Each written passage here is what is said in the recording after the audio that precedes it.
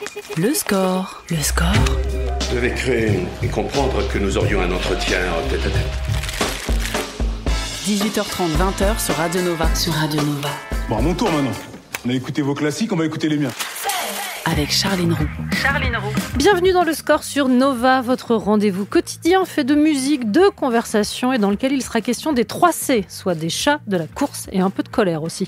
Ceci ne vous donne que très peu d'indices sur mon invité, mais si je vous dis qu'elle est à la bande dessinée, ce que Pedro Pascal est au rêve d'une bonne partie de la population mondiale, c'est-à-dire une forme de perfection alliant l'image et les idées. On lui doit la série Joséphine, Un cadavre exquis, California Dreamin', Les culottés, Sacrée sorcière et bien sûr les strates. Pedro a son SAG Award, elle le bat avec un prix Eisner et le titre de chevalière des arts et lettres, entre autres distinctions. Sa vie est toujours tout à fait fascinante. Bonjour Pénélope Bagieux. Mais quelle intro. Bon, je me suis dit, les 3 C, je l'ai senti. Je me suis dit, il manque des choses évidemment, on aura l'occasion d'y revenir. Tu participes à l'édition 2025 du festival Mot pour Mot. Ce sera les 21 et 22 juin à la Villette à Paris. On y reviendra. 3 C, je voudrais juste en profiter pour saluer la nouvelle arrivante, si j'ai bien compris. Merci. Dina, c'est ça, qui est ton nouveau chat qui est arrivé hier, tout à fait. Ouais. J'avais dit pas plus de 1, après j'ai dit pas plus de 2, et puis comme quoi j'ai vraiment une parole forte et une volonté de faire, puisque voilà la 3e, mais là j'ai vraiment fait la promesse solennelle qu'il n'y en aurait pas de 4e, là c'est sûr. Ouais, Je m'y engage ici. La cohabitation se passe bien. Écoute, pour l'instant elle est timide, la cohabitation, elle est cachée dans un placard, mais je sais y faire, je vais réussir à la mettre en confiance. Merci de t'en inquiéter. Oui, puis grand frère Rasputin, la grande sœur Chani, enfin voilà. C'est ça. On suit les aventures de toute la famille. Merci. Avec une certaine attention, je dois dire. Je suis assez passionnée. Il y a une question rituelle dans cette émission. Quelle place prend la musique dans ta vie de tous les jours ? En ce moment, comme je suis en bouclage de ma BD, elle prend une place d'unique compagnie et d'unique présence non féline. Puisque voilà, c'est ça ma fenêtre sur le monde. C'est vraiment d'écouter de la musique en dessinant. Donc en ce moment, elle est vitale. Plus que d'habitude. Alors d'habitude, tu travailles en écoutant des podcasts, si mes souvenirs sont bons. Oui, mais là, j'attaque le dur, vraiment la dernière ligne droite de l'enfer, où tel que tu me vois, je sors pour la première fois de chez moi. Et je te remercie. Laver les cheveux pour la première fois depuis longtemps aussi, parce qu'en fait, je fais les dernières pages d'une BD que je dois avoir fini pour dans 2 semaines. Non, elle sort en novembre. Oui. Moi, je parle de l'échéance qui nous concerne tous, les gens avides de la lire. Mais toi, j'imagine que les échéances ne sont pas les mêmes. J'aimerais devoir la finir pour novembre, mais non. Et on est passé à un rythme, il n'y a plus de règles, il n'y a plus de vie, il n'y a plus de dignité. Et donc, je fais toute la musique qui peut me permettre de tenir l'extra mile encore à la fin de la journée, de continuer. On démarre en musique comme chaque jour. On a appris hier soir la disparition de Brian Wilson. On ouvre donc avec les Beach Boys. Et comme je ne voulais pas chialer en écoutant God Only Knows, qui, comme chacun sait, est la plus belle chanson du monde, j'ai opté pour sa face B, Wouldn't It Be Nice. Le score sur Radio Nova. Les Beach Boys sur Nova, Wouldn't It Be Nice. J'arrive pas à le dire, mais c'est pas grave, vous sentez l'intention. C'était sur Pet Sounds et c'est une chanson arbitrairement choisie pour le film Amour et Amnésie, 50 First Dates de Peter Segal avec Drew Barrymore et Adam Sandler. Et je soumets évidemment, comme il se doit, la chanson à Pénélope Bagieux. Mais je l'adore, c'est vraiment une de mes chansons. Je me dis, c'est vraiment une chanson pour être dans une décapotable avec quelqu'un dont tu es très amoureuse et puis se dire, partons à la plage car demain n'existe pas. Ouais, c'est un peu Alors, ça. Les Beach Boys, globalement, ça fait beaucoup ça, mais celle-là, pour moi, c'est vraiment la chanson pour faire ça. Le 21 et le 22 juin à la Villette à Paris, ce sera la 5e édition du festival Mot pour Mot, à l'initiative des rédactions du Monde, du Nouvel Obs et de Télérama. Parmi les invités, Marine Diaye, Christine Angot, Neige Sino, Vanessa Springora, Rebecca Liguieri, Blandine Rinquel, Emma Becker, Adèle Yon, Suzy Morgenstern, Catherine Meurice, Bertrand Belin, la grande Sophie, Albin de la Simone et toi-même, Pénélope Bagieux. Le tout est marrainé par Lola Lafont. Le saviez-vous, quand on écrit marrainé sur un Google Doc, il vous le corrige de manière immédiate en parrainé, puisque marrainé, ça n'existe pas, a priori. Lola Lafont, techniquement pas une inconnue dans ta vie, dans ton travail. Surtout pas dans mon quotidien. C'est ça, puisque vous travaillez ensemble sur la bande cette dessinée fameuse, la dite BD en novembre. Sur laquelle je travaille. C'est une BD qu'on a coécrite. Absolument. Mais de manière plus générale, les festivals, les dédicaces, les rencontres, est-ce que c'est un sport comme les autres quand on est autrice ? Écoute, je vais être sans filtre. Aujourd'hui, j'ai été en train de valider mon planning de dédicace de novembre de la sortie de ma BD. Ouais. Et je regardais l'enchaînement des dates et je me disais, je suis très fatiguée. Mais en fait, je sais qu'une fois que je vais y être, ça va être super. Je dirais que c'est un petit peu comme aller à une séance de tu vois de gym suédoise ou un truc comme ça, où tu te dis putain, non, je vais avoir chaud, je vais avoir mal. Fais mon sac, j'ai pas envie, putain, j'ai pas envie. Et en fait, une fois que tu y es, c'est super. Et quand t'en sors, tu te dis waouh, en fait, il faudrait que je fasse ça tous les jours parce que je me sens tellement bien, c'est vraiment génial. Et Lola Lafont dit que ça lui donne du courage. Ouais, mais après, elle adore rencontrer les gens. Ouais. Et aussi, tu sais, il y a le labrador et le chat noir, quoi. C'est que elle aime bien rencontrer les gens. Je te laisse deviner qui je suis. Mais oui, c'est vrai que ça donne du courage parce que déjà, on est quand même pas mal entre nous, hein, c'est le moins qu'on puisse dire. Oui, c'est un exercice solitaire que tu pratiques, oui. J'imagine, quand tu travailles. Et oui, mais quand on est en dédicace, on est entre nous parce qu'on est t'es avec tes lectrices qui aiment ce que tu fais, donc c'est qu'a priori, on a quand même, on est à peu près alignés sur 2-3 trucs. Ça, c'est enfin une personne te donne un retour sur ce que tu fais, une personne autre que la petite voix dans ta tête, donc il y a quand même quelque chose d'un peu quand même satisfaisant aussi. Et puis souvent c'est des gens qui te racontent des choses très rapidement et tu en repars avec l'impression d'avoir passé beaucoup de temps avec elles alors que tu les as vues que 5 minutes chacune, mais oui, c'est souvent des moments. En fait, j'y vais en faisant le Schtroumpf grognon, mais je reviens toujours en me disant c'était vraiment formidable. Ça arrive quand même une fois sur 3 qu'à un moment j'ai un truc qu'on me dit qui me fasse pleurer, tu vois. Donc en fait, il y a quelque chose de l'exercice de transmission. Et alors, d'aussi loin que je me souvienne, tu as toujours eu une vocation de passeuse. Puisque tu continues même encore aujourd'hui à faire des recos à fréquence très régulière, à partager tes engouements. Je trouve que les festivals, c'est aussi un lieu où on peut faire ça. Quelles ont été les tiennes de passeuse pour que tu aies cette vocation-là? C'est une hyper bonne question, très deep. Hyper classique comme réponse, mais je pense ma mère. Hein. Ouais. Bah oui, parce qu'en fait, c'est vrai que ma mère, par exemple, les livres qu'elle lisait et qu'elle lit, elle me les a toujours vendus comme si c'était une libraire qui essayait de me faire acheter le livre. Et en me disant, est-ce que tu as bien aimé tel truc? Alors ça, tu vas adorer. Et je me souviens, par exemple, il y a des livres que j'ai vu traîner chez moi toute mon enfance parce que je voyais toujours le dos de la tranche avec le nom et je me disais, je sais pas, c'est un truc qui est comme du papier peint chez moi, je l'ai toujours vu. Et en fait, au bout d'un moment, à force d'entendre toujours ma mère me dire que c'était super, je l'ai ouvert et elle avait vu assez juste parce qu'en général, c'est des livres que j'ai adorés aussi. Et je me suis souvenue un peu des arguments qu'elle pouvait avoir qui étaient... c'est que toujours comme ça que je vois les choses quand tu essayes de transmettre ta passion pour de la musique ou un livre ou un truc que tu veux transmettre. C'est en parler comme si tu parlais de quelqu'un que tu adores. Comme quand par exemple, t'as deux potes que t'adores. Tu sais qu'ils s'entendraient super bien. Et il faut que tu arrives à les pitcher l'un à l'autre pour dire tu vas adorer mon pote. Et tu essaies de trouver les trucs à dire où tu vises juste et tu dis ça va marcher. Et j'aime bien faire ça avec mes coups de cœur culturels. Tout à fait. Et après, il y a aussi une partie d'ego très forte qui est que j'adore quand j'ai réussi ça. C'est-à-dire, j'adore quand quelqu'un me dit tu sais que sur tes conseils, j'ai lu tel BD et j'ai regardé telle série et c'est incroyable. Et j'ai dit oui, bien sûr. Et je suis hyper fière, comme un pou, de me dire que c'est moi qui ai réussi à transmettre ça. On poursuit la conversation dans un instant. On écoutera aussi David Bowie et tout ça, ce sera juste après la pub. Le score sur Radio Nova. David Bowie sur Nova, Suffragette City, un titre choisi pour Pénélope Bagieux. Est-il besoin de le justifier? Bravo. Je ne sais pas. Tout simplement ma chanson préférée de David Bowie, bravo. Car tu es une suffragette. Tout à fait, Wham Bam, thank you ma'am. Don't lean on me man, cause you can't afford the tickets. À ne jamais oublier. Quel punch. On parle du festival Mot pour Mot qui se déroulera les 21 et 22 juin à la Villette à Paris. À l'image des multiples activités de Lola Lafont, le festival a axé sa programmation sur une double filiation, musicale et littéraire. On y revient. Ce qui fait de toi une invitée idéale, et pour le score et pour le festival, puisque tu pratiques et tu dessines remarquablement bien les musiciens et les musiciennes. Tu trouves? Ouais. C'est sympa, merci. Non, mais c'est vrai, et c'est un sujet qui en plus t'intéresse, et ce depuis longtemps. Ah oui, ça c'est sûr que c'est un sujet qui m'intéresse. Oui, j'aime bien la musique. J'aime bien tout ce qui est... Non, j'aime bien tout ce qui est la musique. J'écoute un peu de tout, j'aime bien tout ce qui est musique. Je suis curieuse. Mais oui, je suis fascinée par les rockstars. Je suis fascinée par les gens qui font de leur art leur vie. Et moi, j'ai choisi un art dans lequel...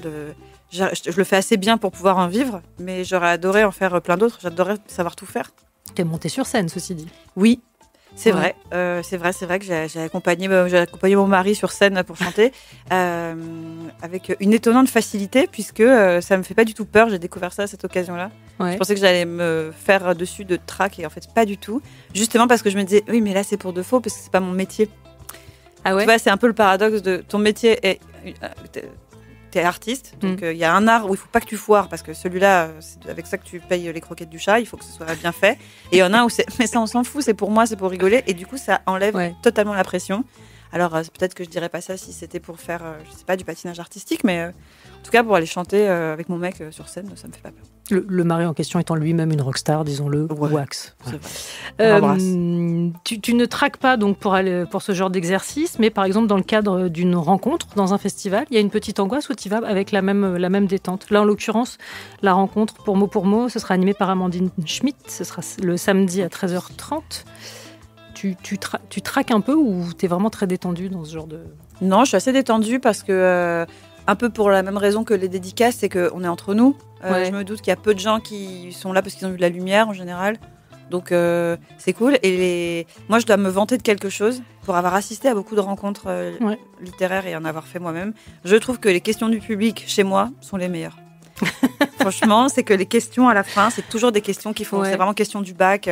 On réfléchit, les gens rebondissent, se parlent entre eux. Enfin, il y a un truc hyper cool dans les questions du public après chez moi. Et le nom de la rencontre est Culotté Forever. Ce mot, justement, culotté, il t'évoque quoi aujourd'hui ? Parce que j'imagine qu'au départ, il y avait une forme de retournement de stigmate, parce que quelqu'un de culotté, c'était quelqu'un qui avait un aplomb too much, donc vraiment appliqué à une femme, l'horreur absolue. Mais le mot s'est vraiment répandu aujourd'hui. Ouais. T'entretiens quel rapport avec ce mot ? Il t'évoque quoi aujourd'hui ? Je suis un peu anesthésiée de ce mot. Ouais. Je trouve qu'il est toujours super et toujours difficile à traduire. Ça reste, par exemple, pour les traductions de culotté, aucune langue n'arrive à approcher ce truc-là, en fait, qui est tout ce que tu dis, qui est péjoratif sans l'être, qui est vraiment parfait. Mais c'est vrai que j'ai à force de l'entendre un peu à toutes les sauces, j'ai plus vraiment d'opinion sur ce mot, je pense. Ouais. Ça reste, tu t'en es détaché ? Oui, c'est ça. Et puis ça reste dans mon travail, toute la partie qui a été autour de culotté, qui est sortie bientôt il y a 10 ans. Ouais, je me suis rendu compte de ça. C'était 2016 le premier volume. Ouais. Je ne rajeunis pas. C'était avant-hier. C'était avant-hier, bien sûr. On était des jeunes filles. Un ovale, parfait. Et en fait, quand même, il m'est arrivé tellement de trucs extraordinaires avec ce bouquin que je l'aime très fort et je suis toujours très contente de voir ses rééditions et tout ça. Mais c'est vrai que c'est aussi une grosse partie de mon travail qui est quand même un peu passée pour moi maintenant. Ouais. On continue dans un instant, on parlera festival, on parlera de ton œuvre de manière générale. Juste avant, on écoute Doja Cat avec Paint the Town Red. Le score sur Nova, sur Radio Nova. Avec Charline Roux. Doja Cat sur Nova en compagnie de Pénélope Bagieux. C'est la vie que j'ai choisie aujourd'hui. Je me dis à dire ça. Ouais, qu'est-ce que t'as fait aujourd'hui ? Moi, j'ai écouté Doja Cat avec Pénélope Bagieux. Ouais. Tu es une artiste que tu écoutes ? Ouais, en fait, je me rends compte que j'ai un peu Alice Coffinisé mes playlists récemment et que, sans faire exprès, je me rends compte à quel point je suis passée à côté de plein d'artistes femmes pendant... Bon, pas Doja Cat, c'est récent, mais pendant des années, tu vois, même dans la variété française, par exemple. Comme dans ma tête, il y avait un double snobisme, variété française plus femme, égale... certainement pas. Et en fait, je suis passée à côté de tellement de trucs. Et elle a un univers graphique hyper intéressant, moi, je trouve, Doja Cat. Ouais, en plus. Il y a un truc très affirmé et en même temps très gracieux. C'est vrai. Je me suis demandé, est-ce que tu vois, toi, un fil conducteur, un lien entre tes œuvres multiples depuis le début ? Non. Ou est-ce que tu laisses aux lecteurs et aux lectrices le soin de le tisser ? Moi, j'en vois un. Ah bah vas-y. Je vois, je ne sais pas si c'est délibéré, mais quelque chose qui consiste de manière assez habile à ramener la marge au centre.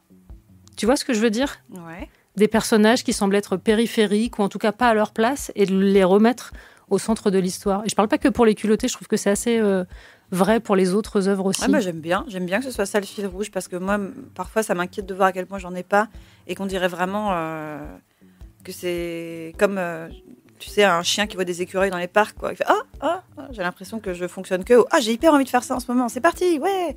Et je passe 2 ans dessus et ensuite j'ai l'impression de partir complètement à l'autre bout du parc. faire un autre truc et qu'il y a zéro cohérence. Donc, moi, je vois ça parce que même dès Joséphine, qui n'était pas une héroïne de type classique au moment où elle est arrivée, Mama Cass, je ne parle même pas, les culottés, évidemment, c'était le propos. Et même dans ta manière de te raconter dans les strates, il y a quelque chose toujours de je ne sais pas comment te dire, c'est de ramener au premier plan la personne qui mérite de l'être, en fait. Ah bah ça me touche, oui.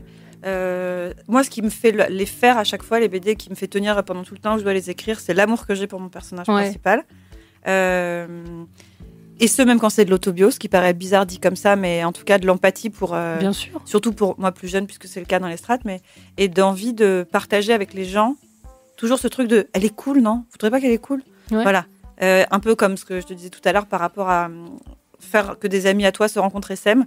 Et en fait, à chaque fois, ce qui m'anime, et c'est par exemple le cas sur la BD sur laquelle je bosse en ce moment, j'adore mon héroïne, je l'aime tellement, j'ai envie que tout le monde l'aime. Et donc, il faut, pour qu'on arrive à aimer un personnage, et particulièrement un personnage en BD, c'est-à-dire que tu vas devoir être tout le monde, tu vas devoir être l'actrice qui l'incarne, sa scénariste, sa styliste, tu vas... Pour qu'à la fin, les gens l'aiment, il faut que tu arrives à la rendre réelle. Ouais. Et donc, il faut que toi, elle soit très, très, très réelle dans ta tête pour la façonner, pour la sculpter. Et donc, il faut que ton amour pour elle, il soit très sincère pour que ça se ressente, pour que même de manière pas intentionnelle, dans ta façon de la faire prendre son café, elle soit touchante.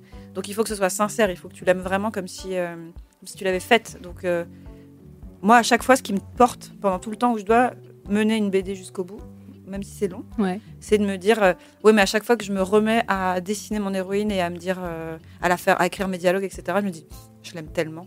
Donc c'est en tout cas ce qui me transporte et c'est ma petite victoire, c'est quand je réussis à ce que ce soit ça que j'ai transmis aux gens. Je suis très peu touchée par un compliment du genre j'ai adoré l'histoire, c'était super, ou j'en sais rien, les couleurs sont belles, même si on me complimente très rarement sur mes couleurs, mais voilà.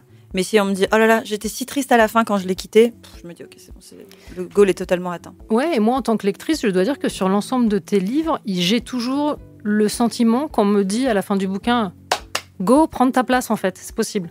Et c'est en ça que je te dis, tu vois, ramener la marche vers le centre, c'est remettre au centre les gens qui parfois... Tu vois, et ça marche aussi sur les lectrices quand on y est. Tu as aussi adapté Sacrée Sorcière. On dit adapter, c'est toujours trahir. Mais chez toi, adapter, j'ai eu l'impression que c'était aussi une autre manière de se raconter.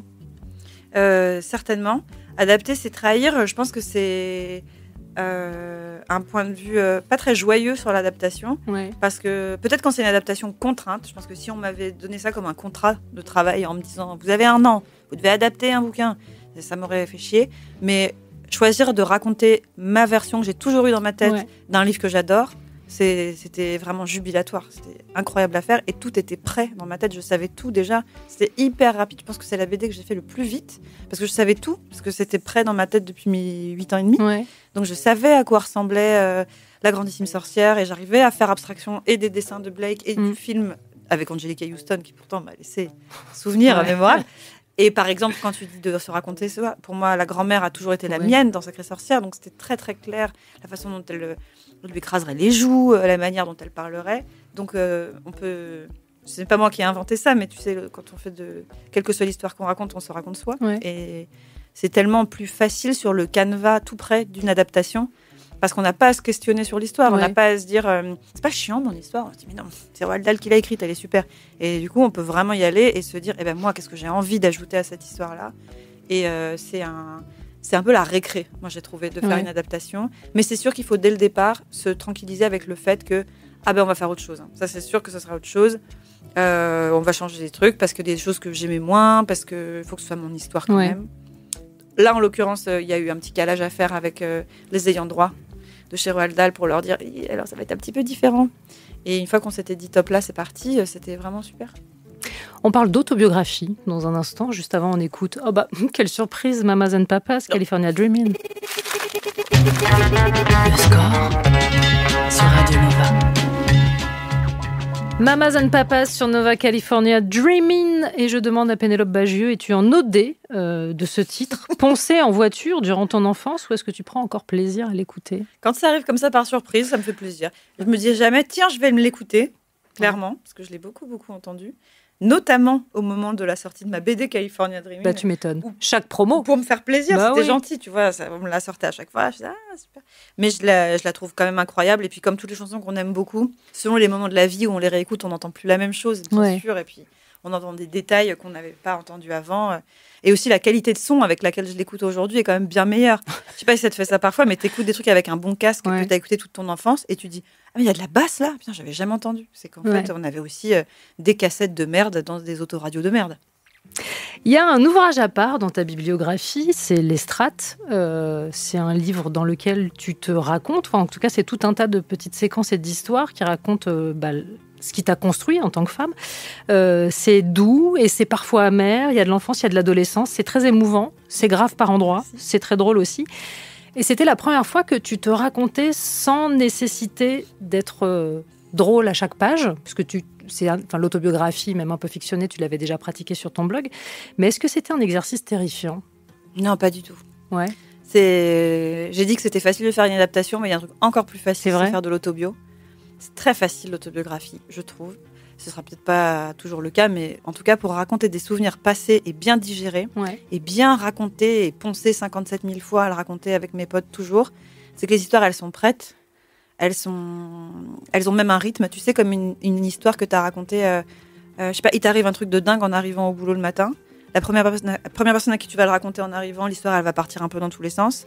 À la 10e personne à qui tu vas la raconter, c'est bon, quoi. Ton histoire, elle est calée, tu connais le rythme, tu sais où est ta punch, où est ton truc. Comme une blague que tu as racontée plein de fois.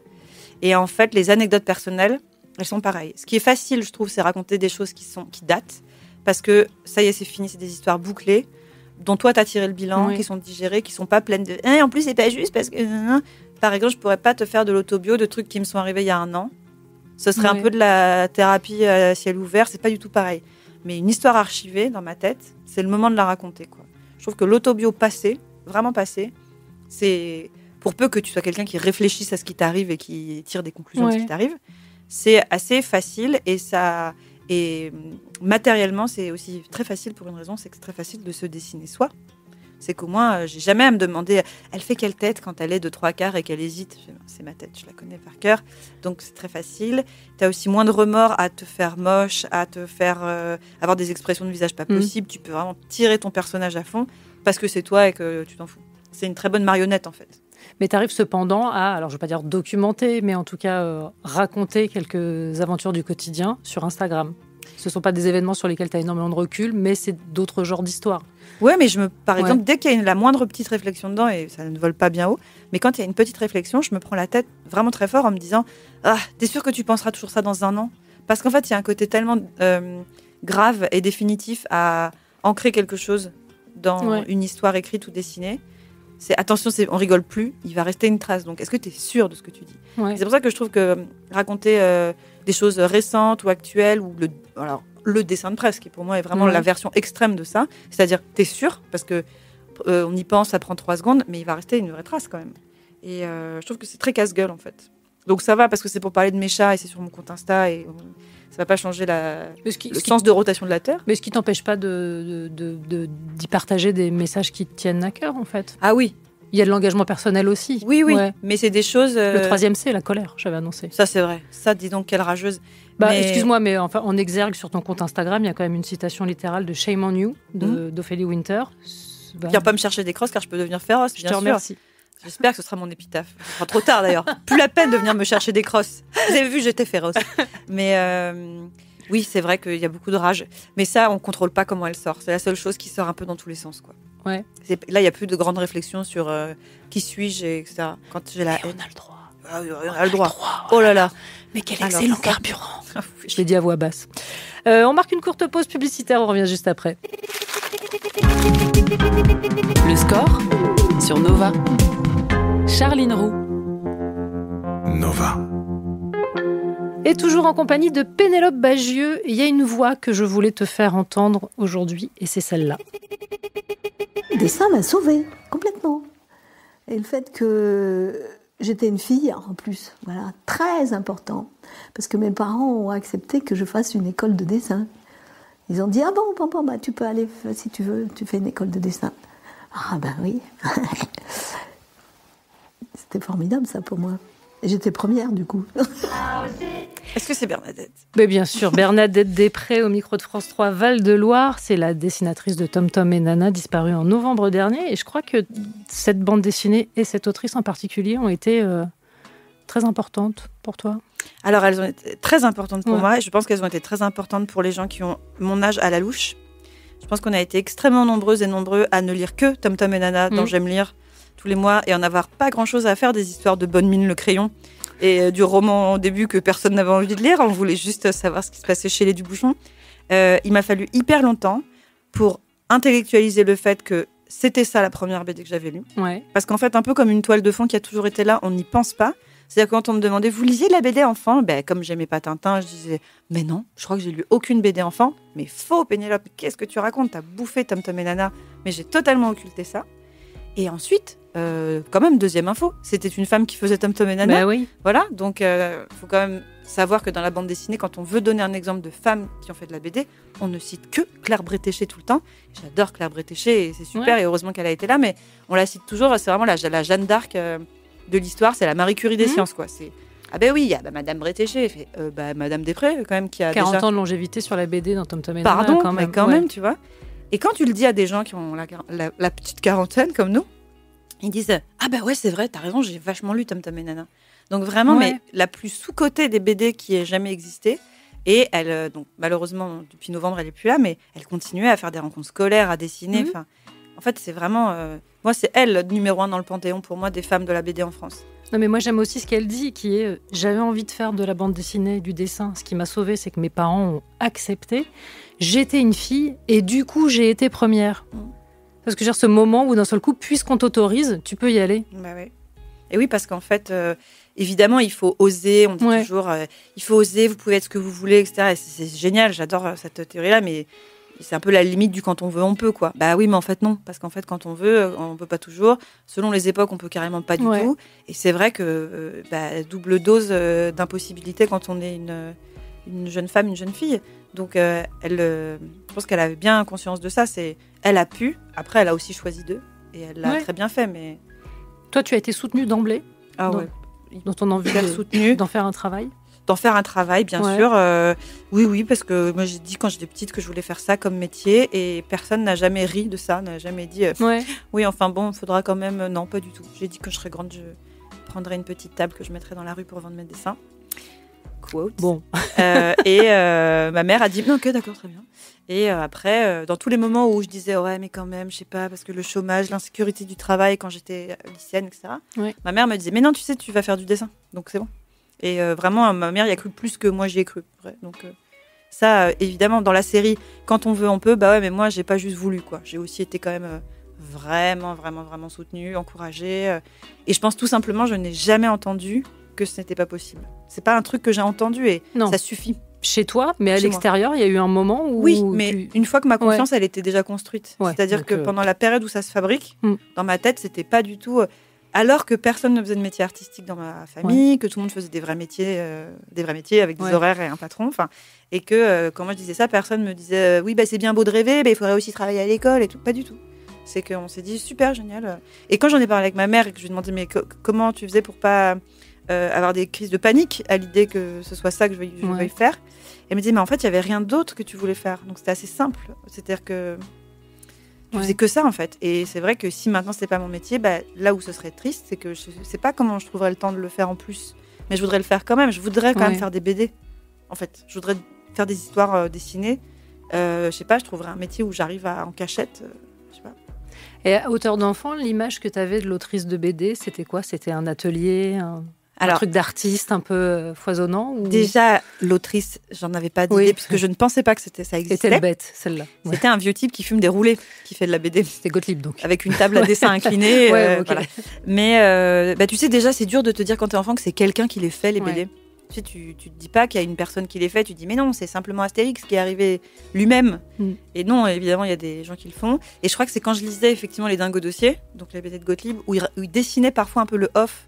Il dessinait la réunion de rédaction chez Pilote et tout ça, et que je me suis dit, c'est des gens qui les font. Et ça cassait un peu la magie, quoi. Je me disais, non, moi je pensais qu'il y avait un truc un peu beau, de l'artiste. Moi j'imaginais un truc hyper coloré. Et d'ailleurs, ce qui est marrant, c'est que l'espace où moi je travaille ressemble un peu à ce que j'imaginais que ce serait quand j'étais petite, c'est-à-dire c'est très très coloré, il y a des chats partout. Même si je m'en sers pas, j'ai une tonne de crayons de plein de couleurs partout pour que ça fasse un truc qui me donne envie de créer, pour au final tout faire sur un iPad en noir et blanc, tu vois. Mais il faut créer la mythologie de l'artiste quand même, toujours. Mais chacun la sienne. Ce qui est toujours mieux. J'ai ouvert avec Pedro, je ferme avec Josh. On écoute Queens of the Stone Age avec Make It With You. Le score sur Nova, sur Radio Nova. I think I'm going to fall.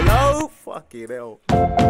Queens of the Stone Age sur Nova, Make It With You. C'est un titre choisi pour Pénélope Bagieux. Pour la faire ovuler, c'est ça? Ouais. J'ai déjà annoncé, Pedro, Josh, chacun sa diagonale ovulatoire. L'ovulation, c'est vrai. Avant de se quitter, il y a 2 traditions ici. Établir une playlist, ce que tu as vaillamment fait, on l'écoute dans un instant. Et je précise que c'était très difficile, je peux le dire quand même. Oui, c'était très dur parce que tout était bien et que j'ai fait comme j'ai pu. J'aurais voulu que ce soit une playlist de 80 morceaux plutôt. Eh ben, tu reviendras pour faire la suite. Mais là, juste avant, il y a un questionnaire sur la musique qui est lié à tes souvenirs, des questions en rafale. L'idée, c'est de répondre du tac au tac. Okay. Et théoriquement, je n'ai pas le droit de te demander de justifier ni de juger. Mais tu jugeras totalement silencieusement. Allez, c'est parti. Quel titre symbolise le mieux l'enfance, ou en tout cas la tienne? I Want to Break Free de Queen. L'adolescence. Jeremy de Pearl Jam. Ton hit de karaoké. Living on a Prayer de Bon Jovi. Pas mal. Le titre qu'on serait peut-être surpris de trouver dans tes playlists. Qu'est-ce qu'on serait surpris de trouver? C'est pas très surprenant, mais j'ai un peu de Dream Theater dans mes playlists. si, moi ça reste toujours à me scotcher un peu, bien sûr. Le titre qui te propulse immédiatement sur la piste de danse. Run the World de Beyoncé. Et le titre qui t'en fait immédiatement sortir. Et il faut s'accrocher pour me sortir de la piste de danse, mais je vais te dire une vraie réponse de boumeuse. Quand c'est des trucs hyper récents et que je connais pas. Ouais. Ta chanson de comédie musicale préférée? Difficile. Attends, ma chanson de comédie musicale préférée. C'est peut-être quand même la chanson de Rizzo dans Grise. Très bien. Le titre que tu as le plus écouté ces derniers jours? Alligator Tears de Beyoncé sur Cowboy Carter. Et catégorie Earworm, catégorie pénible, la chanson dont tu as un mal de chien à te débarrasser une fois que tu l'as en tête. Je ris parce que je pense à un truc qui n'a rien à voir, qui était le jingle de Franprix à une époque. Je peux comprendre. Franprix, mes courses préférées. Il y avait un moment où vraiment ça pouvait me tenir une semaine, mais c'est pas la question. Un truc qui ça rentre dans la catégorie. Moi, je me suis déjà livrée ici. Carglass, c'est vraiment... Carglass, c'est vrai, putain, pas merci pour ce Carglass que je vais traîner peut-être jusqu'à demain. Qu'est-ce qui reste dans la tête? Je sais pas, c'est dur ça. Ça veut dire que t'en as pas en ce moment. Ça, c'est plutôt une bonne nouvelle. Donc je ne t'en donne j'ai des trucs bien plutôt, les trucs que j'écoute beaucoup et du coup après je les chante tout le temps. Ça va. Je t'en ai offert une, du coup vraiment. Écoute, merci, c'est cool de repartir avec ce beau cadeau. Avant de repartir, je rappelle l'actualité, la rencontre animée par Amandine Schmitt dans le cadre du festival Mot pour Mot. Ça s'appelle Culotté Forever, ce sera samedi 21 à 13h30 à la Villette, je l'ai dit, je le redis, à la Villette à Paris. Et j'annonce aussi que tu seras en concert dessiné avec Wax dans le cadre du Family Festival. Ce sera ce week-end à la Fondation Louis Vuitton, les 2 soirs à 17h30. Oui, merci. Ça fait office de rappel. C'est vrai, c'est effectivement après-demain. C'est après-demain. Après-demain déjà. Tout à fait. Voilà. Et l'autre échéance, c'est novembre, mais on aura le temps. C'est le 5 novembre. 5 novembre. 5 novembre. Mon album s'appellera La Nuit retrouvée chez Gallimard, le 5 novembre. En collaboration avec le Lafond. Voilà. On en reparlera.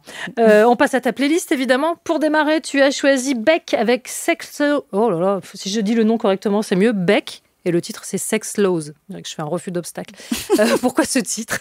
Alors, j'étais très intuitif, ma façon de choisir. C'est que plein de souvenirs me sont arrivés en faisant défiler les morceaux et que je me souviens quand cet album est sorti. En fait, moi, je nourris une passion pour l'album Odelay de Beck que j'adore, que j'ai écouté jusqu'à la mort. Et je trouve que Sex Laws, vraiment, il y a un démarrage qui est... C'est même un matin compliqué, quand il fait gris, quand il fait pourri. Le démarrage de Sex Laws, je trouve, me met un coup de pied au cul de sortie de lit. Je l'offre, ce cadeau. Fatboy Slim pour clore le score dédié à Pénélope Bagieux. Merci 1000 fois d'être sortie de chez toi, car je le rappelle, tu es en pleine période de bouclage. Merci d'être venu. Merci C'était de m'avoir un plaisir. accueilli. Mais oui, moi aussi. On se revoit en novembre. Ah bah j'espère. Je serai une autre personne. Si tu es partante, suite de ta playlist à la rentrée. Ah bah carrément, super. Et il est 20h, il est grand temps de retrouver David Blo et le Nova Club.